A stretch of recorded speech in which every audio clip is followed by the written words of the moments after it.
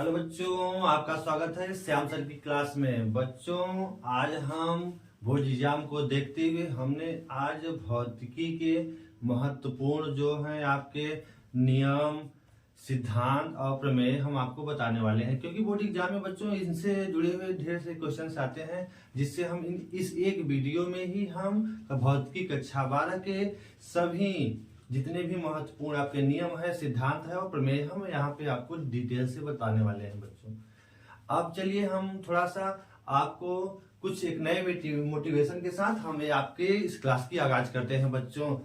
हाँ देखो बच्चों, मेहनत तो सीढ़ियों की तरह होती है, मेहनत तो सीढ़ियों की तरह होती है और भाग्य लिफ्ट की तरह होता है, भाग्य लिफ्ट की तरह होता है। और मेहनत जो होता है बच्चों वो हमेशा ऊंचाइयों की ओर ले जाता है, लेकिन लिफ्ट तो किसी भी समय बच्चों बंद हो सकता है। अतः हमारा कहने का तात्पर्य है कि अगर आप मेहनत करते रहेंगे तो हमेशा आप लगातार मेहनत करेंगे तो आप जरूर ऊंचाई पर पहुंचेंगे। लेकिन अगर आप भाग्य के भरोसे एग्जाम को छोड़ देंगे बच्चों तो आपका एग्जाम भी आपको अधूरे पे लटका देगा। इसीलिए बच्चों आज हम क्लास में आपको उसी से जुड़े हुए कुछ महत्वपूर्ण आपको सिद्धांत, नियम और प्रमेय बताने वाले हैं, जिसको आप पढ़ करके आप आसानी से अपने बोर्ड एग्जाम में अच्छे नंबर प्राप्त कर सकते हैं।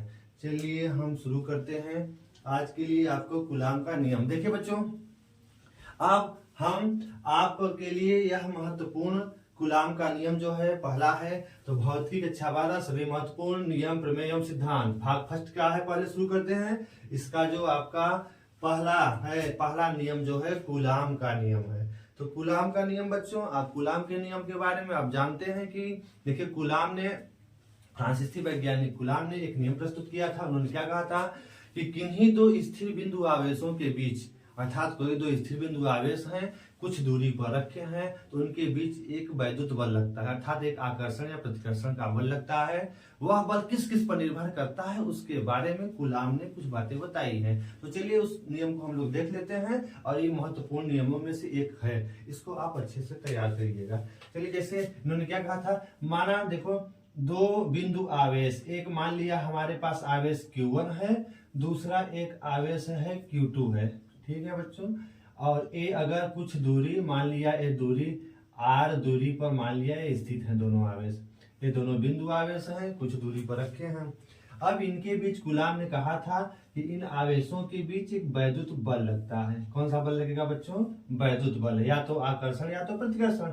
अगर समान प्रकृति के आवेश हैं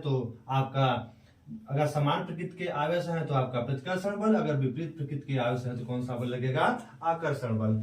तो इन्होंने कहा था कूलाम ने कि यदि ये दोनों आवेश r दूरी पर रखे हैं तो इनके बीच लगने वाला जो वैद्युत बल है वह किस किस पर निर्भर करेगा, इसी के बारे में कूलाम ने बताया था।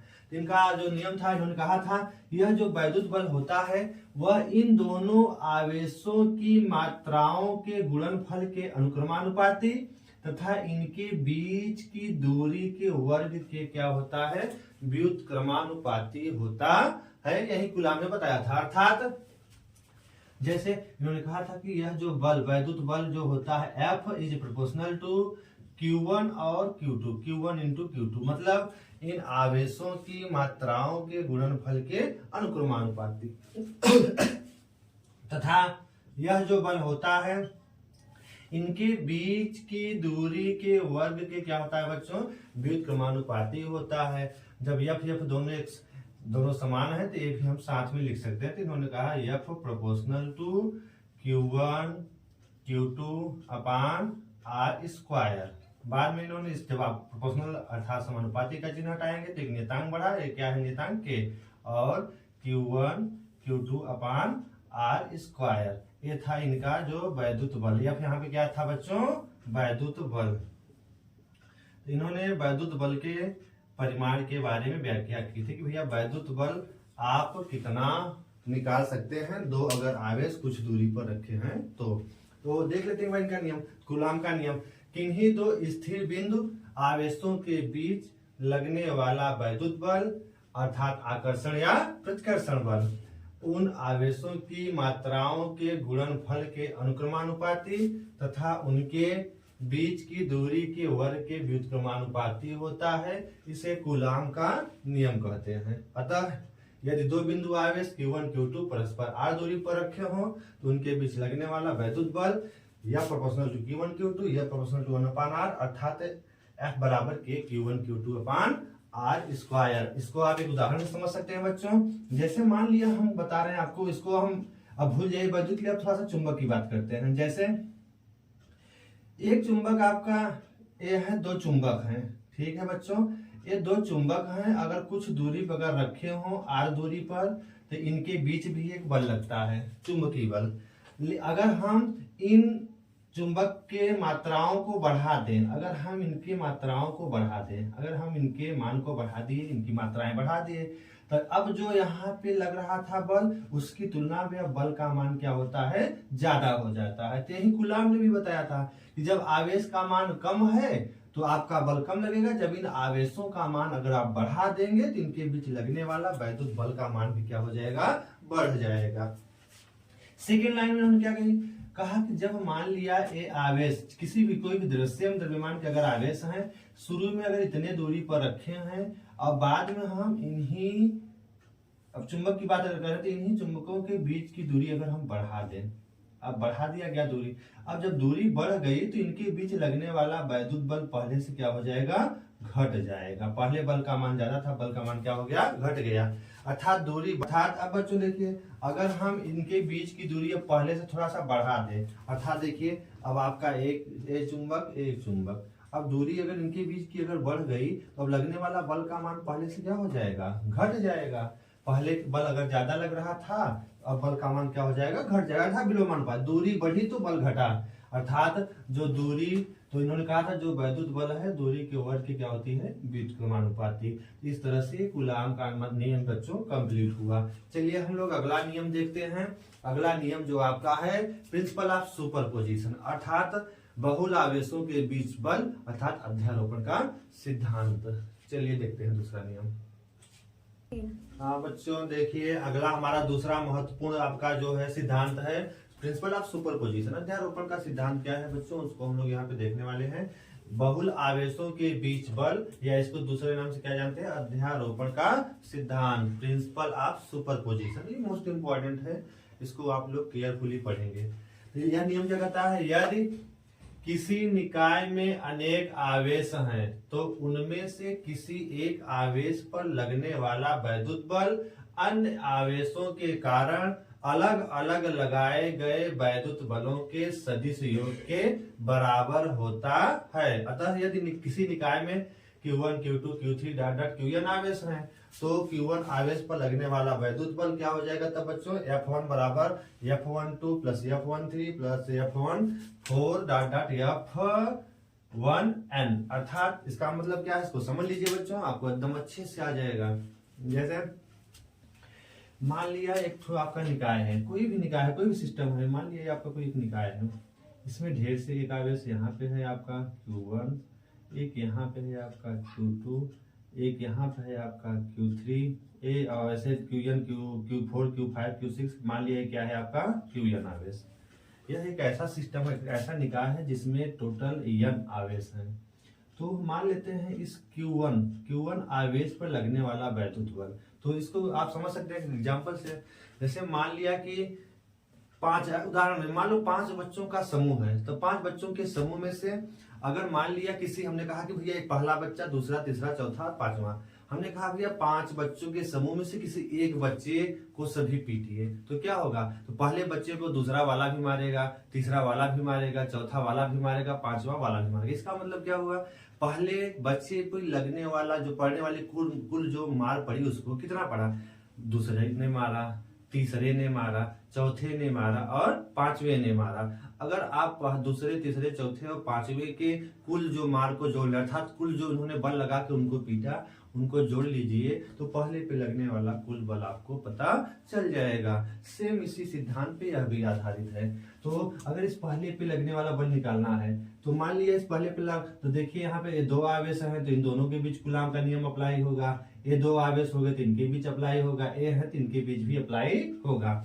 इसका मतलब अगर मान लेते हैं पहले और दूसरे के जो बीच की आपको स्थित सदिश हम अगर बता दें, मान लिया वेक्टर R1 2 है, मतलब दूसरे से पहले के बीच का स्थित सदिश वेक्टर R1 2 है, और पहले से आपका तीसरे से पहले के बीच का जो स्थित सदिश है वेक्टर R1 3 है, मतलब तीसरे से पहले के बीच स्थित सदिश।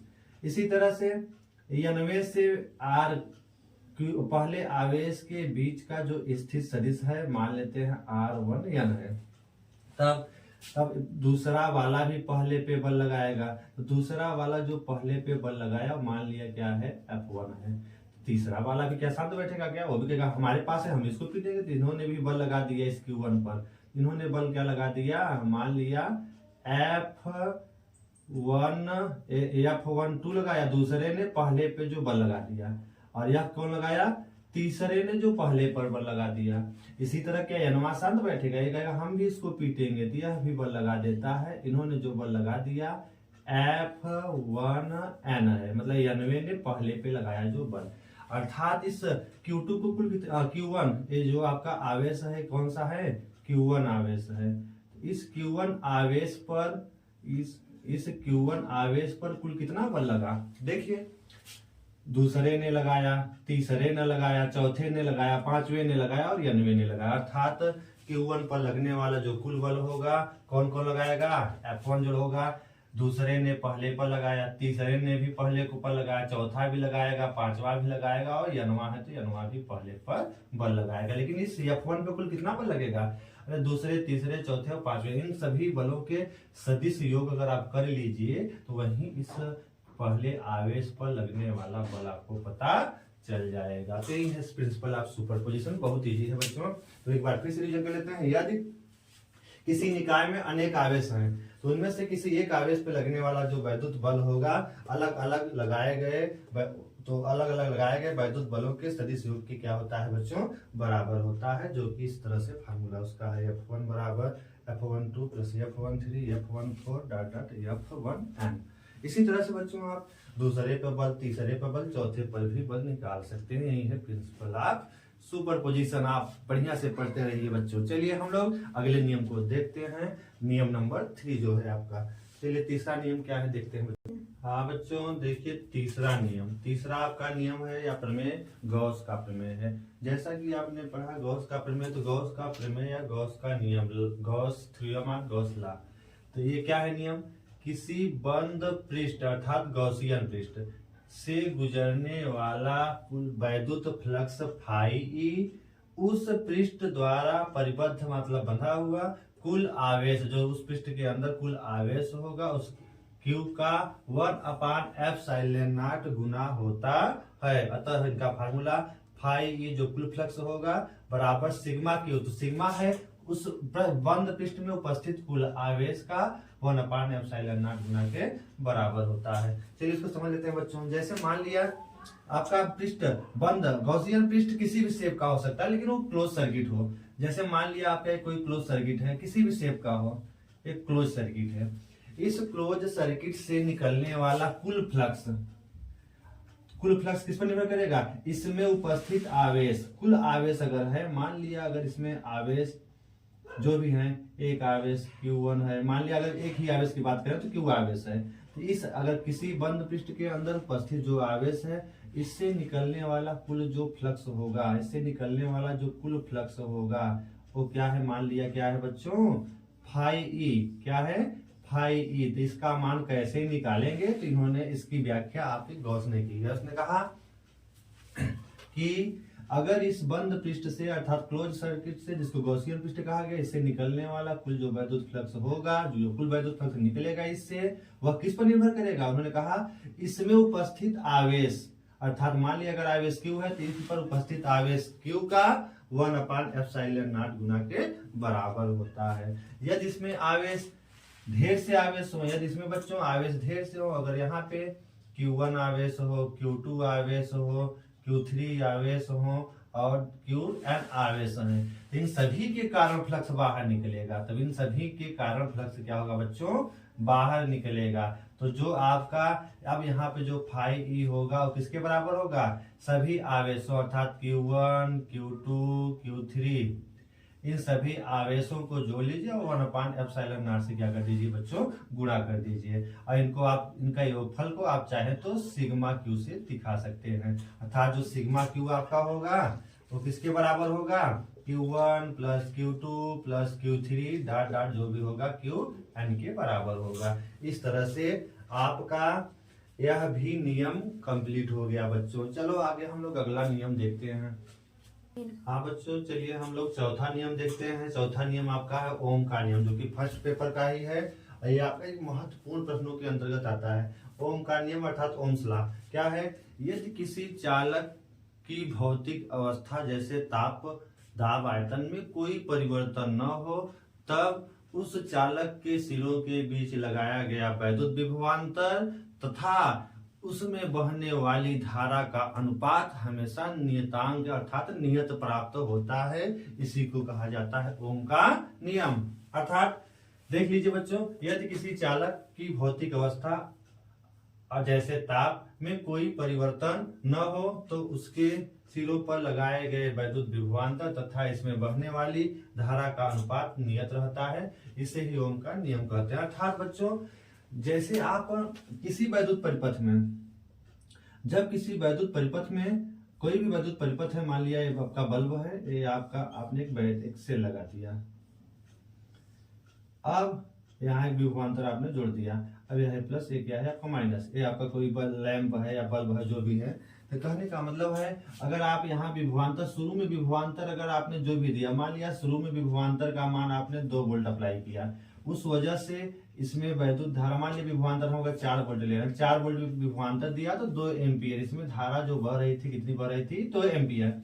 अब इसका यह तात्पर्य है कि अगर आप विभवांतर को आप बढ़ाते हैं 4 से करते हैं, अगर विभवांतर को बदल करते हैं 4 से 8 वोल्ट, कितना करते हैं बच्चों 4 से 8 वोल्ट, तो धारा भी उसी रेशियो में 2 से कितनी हो जाएगी, तब आपकी 2 से कितनी बढ़ के हो जाएगी अब धारा हो जाएगी 4 एम्पियर। अगर आप विभवांतर को फिर बढ़ा करके 12 वोल्ट करते हैं तो धारा अब आपकी क्या हो जाएगी बच्चों, अब धारा भी आपकी हो जाएगी उसी रेशियो में बढ़ती जाएगी 6 एम्पियर। अर्थात हम लोग देखेंगे पहले कंडीशन में जब आपका विभवांतर और धारा पहले में भी और आई का अनुपात क्या है 4 बटे बच्चों क्या है 2 बराबर 2 आपका इनका अनुपात जो है, और यही अनुपात क्या है नियत प्राप्त होता है। सेकंड कंडीशन में V का मान कितना है बच्चों आपका 8 है, और आपका उस समय 8 है विभवांतर, और उस समय जो आपकी धारा है बच्चों 4 एम्पियर। अब भी आपका कितना प्राप्त होता है, प्रतिरोध 2 ओम प्राप्त होता है, अब भी आपका R है। थर्ड कंडीशन में जब आपका वोल्टेज हो गया विभवांतर 12 तब धारा कितनी होती है 6, अर्थात आपका अब भी क्या हो गया R का मान कितना प्राप्त हुआ 2। अर्थात देखिए R क्या है नियत है, R क्या है सबका नियत है। यही है बच्चों आपका ओम का नियम, यही है बच्चों आपका क्या ओम का नियम होता है। अर्थात इससे पता चल गया कि विभवांतर और धारा का अनुपात हमेशा एक नियतांक प्राप्त होता है, इसी को ओम का नियम कहते हैं बच्चों। चलिए हम लोग अगला नियम देखते हैं। देखिए बच्चों पांचवा आपका जो नियम है किरचॉफ का नियम है। किरचॉफ ने अपने इस नियम में 2 नियम प्रस्तुत किया है। किरचॉफ के 2 नियम है इस टॉपिक का। आपका जो 2 नियम है पहला है किरचॉफ का पहला नियम, किरचॉफ का पहला नियम, या इसे संधि का नियम कहते हैं, या KCL किरचॉफ करंट लॉ, मतलब यह धारा पे आधारित है बच्चों, मतलब ये विभिन्न प्रकार की धाराओं के बारे में इन्होंने किरचॉफ ने इस नियम को प्रस्तुत किया है। चलिए तो देखते हैं इन्होंने इनका नियम क्या था। किसी वैद्युत परिपथ में किसी भी संधि पर, किसी वैद्युत परिपथ में किसी भी संधि पर मिलने वाली सभी धाराओं का बीजगणितीय योग 0 होता है। अतः जो संधि होती है वो किसी प्रकार की धारा की कोई क्षय नहीं करती है। जैसे देखिए लिखा गया है सिग्मा I बराबर 0, मतलब संधि पर किसी भी धारा की क्षय नहीं होती है। अर्थात इसका मतलब बच्चों है कि जब मान लिया देखिए यह एक जंक्शन है आपका, यह एक जंक्शन अर्थात संधि है यहाँ पे। इस संधि पर देखिए एक धारा आ रही है I1, दूसरी धारा क्या आ रही है I2, तीसरी धारा क्या आ रही है I3। और संधि पर जब ये आती है ये पूरी धारा आप कहाँ चली जाती है I4 और I5, मतलब ये तीन धाराएं संधि की ओर आ रही हैं और ये दो धाराएं संधि से दूर जा रही हैं। अर्थात अगर मान लो कि पहली धारा है आपकी 3 एम्पियर, दूसरी धारा है 2 एम्पियर और ये है आपकी फिर 4 एम्पियर, कुल कितनी धारा हो गई बच्चों 4 2 6 3 9 एम्पियर की धारा इस जंक्शन की ओर आ रही थी। तो I4 अगर यहाँ पे 5 एम्पियर है तो 9 एम्पियर में से 5 एम्पियर अगर इधर गया तो इधर से कितनी धारा जाएगी 4 एम्पियर जाएगी। अर्थात यह जंक्शन जो था वो किसी प्रकार की धारा का क्षय नहीं करता है। यही तो किरचॉफ ने अपने पहले नियम में बताया कि संधि किसी प्रकार की धारा की क्षय नहीं करता है, जितनी धारा इधर से आएगी पूरी धारा आगे वो दे देगी। अर्थात इसको हम लोग दूसरे तरीके से व्यक्त कर सकते हैं। अर्थात यहाँ सिग्मा आई का मतलब कुल धाराओं का बीजगणितीय योग क्या होता है 0। अतः हम जंक्शन की ओर जाने वाली धाराओं को हमेशा प्लस में लिखते हैं और जंक्शन से दूर जाने वाली धाराओं को हमेशा माइनस में लिखते हैं। तो इसको हम इस तरह से भी लिख सकते हैं, जहाँ सिग्मा आई है तो वहां पे हम लोग कैसे लिख सकते हैं, जैसे है नियम आपका सिग्मा आई बराबर 0, तो सिग्मा कुल धारा है, कुल धारा आपकी क्या है, एक है I1 धारा, I2 धारा, I3 धारा और उसके बाद दूर जाने वाली धारा है -I4 धारा, -I5 धारा। इनका बीजगणितीय योग किसके बराबर होता है 0 के बराबर होता है। यही किरचॉफ ने अपने पहले नियम में प्रस्तुत किया है। चलिए हम लोग अब किरचॉफ के दूसरे नियम को देखने वाले हैं। देखिए बच्चों, ये नियम आप अगर अच्छे से एक बार पढ़ लेंगे तो आपका पेपर में ये मान लो कि 100% एकदम सही से लिख लेंगे। कुछ ज्यादा टफ नहीं है, बस इस फिगर के आधार पर अगर समझें तो आपका नियम बहुत इजी हो जाएगा। चलें तो हम लोग बिना देर किए हुए इस अगले नियम को देखते हैं, किरचॉफ का जो दूसरा नियम है। चलें देखिए, किरचॉफ का जो दूसरा नियम है इसे पास के नियम से जाना जाता है या संधि का नियम।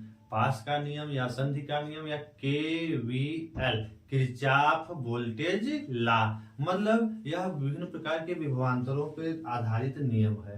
यह इनका नियम क्या है, किसी बंद पास अर्थात कोई एक बंद लूप होगा, मतलब एक बंद आकृति अर्थात वैद्युत परिपथ, किसी बंद वैद्युत परिपथ में लगे सभी प्रकार की वोल्टताओं का, किसी बंद वैद्युत परिपथ में, किसी बंद पास या किसी बंद वैद्युत परिपथ में लगे सभी प्रकार की वोल्टताओं का बीजगणितीय योग हमेशा क्या होता है 0 होता है। अर्थात प्रतिरोध की वोल्टता और विद्युत वाहक बलों का जो हम करें क्या उनका योगफल करें, बीजगणितीय योग करें तो हमेशा किसके बराबर प्राप्त होगा 0 के बराबर प्राप्त होगा। जैसे कि यहाँ देखिए, तो इनका नियम एक बार देख लेते हैं।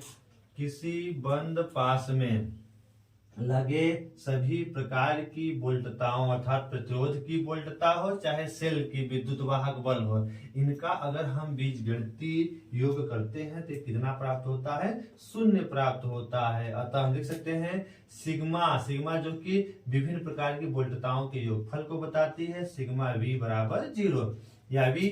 तो यहाँ पे देखिए, जैसे मान लो कि आपका एक वैद्युत परिपथ है, वैद्युत परिपथ है तो ये सेल का विद्युत वाहक बल, ये जो सेल लगा इसका विद्युत वाहक बल मान लिया E है, ये प्रतिरोध R है। आप सोचो कि अगर इस सेल के पास जितनी कैपेसिटी होगी, अगर यह सेल मान लिया आपका यह सेल है 10 वोल्ट का, इस सेल की कैपेसिटी है 10 वोल्ट, तो यह 10 वोल्ट पूरा किसको अपना देगा, अगर यहाँ जाएगा तो पूरा इनके किरचॉफ के नियमानुसार पूरा 10 वोल्ट कहाँ अपना दे देगा, इस प्रतिरोध को दे देगा। अर्थात रास्ते में इसका लगभग क्षय क्या होता है 0 के बराबर, उसकी वोल्टता 0 के बराबर क्षय होती है। इसलिए E बराबर जो E के पास पूरी कैपेसिटी 10 वोल्ट की है वो पूरा किसको दे देता है, यह प्रतिरोध की वोल्टता। तो प्रतिरोध की वोल्टता कैसे निकाली जाती है, हम धारा और प्रतिरोध का गुणा करेंगे तो प्रतिरोध की वोल्टता हमें पता चल जाती है। तो वही बताया गया कि 10 वोल्ट जो पूरा है ये पूरा समर्पित है किसके लिए, प्रतिरोध की वोल्टता के लिए, और प्रतिरोध की वोल्टता I/R होती है।